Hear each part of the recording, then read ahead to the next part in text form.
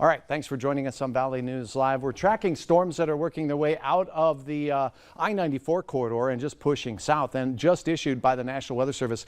This core of lightning that's developing in and around Valley City, off to the west near Tower City and pushing into southern Barnes County, has prompted the National Weather Service to issue a tornado warning for this particular cell that's working its way south. They've had a speed that's been fairly slow, and they're moving at about 15 to 20 miles per hour.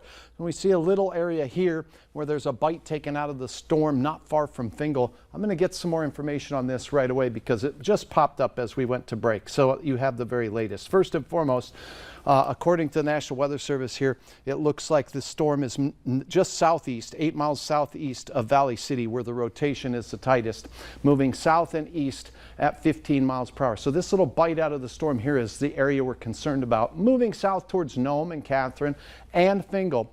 If you're in the path of this storm, you'll want to make sure you're seeking shelter in a sturdy structure. Stay away from windows, and the basement is the best. You want to get out of the level of the flying debris to the lowest floor that you can. If you do not have a basement, that's okay. Just find an interior room and get down low. I'll take a look at the velocities on here and see if we can pinpoint the latest on the scan where the rotation is. If it's, yes, it is correlated with the same area here, not far from Fingal.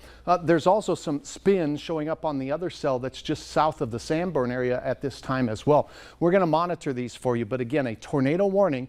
Areas south of I-94, south of Valley City, Fingal, Nome, Catherine. You are all in the path of this cell that's moving slowly to the south. We had cells move through the FM area. They are now making their way right through Kindred right now. Our storm chaser, Eric Whitehill, is out and on this storm as we speak to keep his eyes on it as far as rotation goes. It hasn't shown a lot of that, but this one has a history of producing upwards of golf ball size hail, as it was just north of the FM area.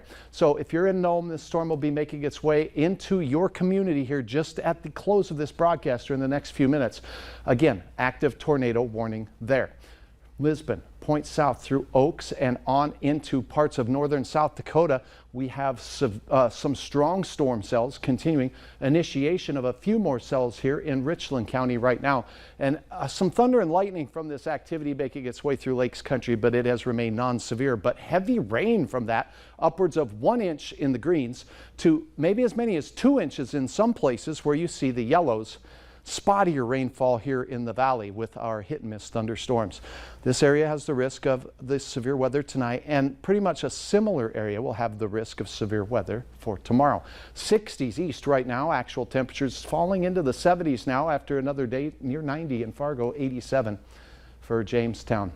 All right, here is a look at your current conditions. Out at Hector International, we do have 77 degrees, gusty wind to 24 miles per hour. The forecast for tonight shows the thunderstorm chances will continue to work their way through the area until sunset.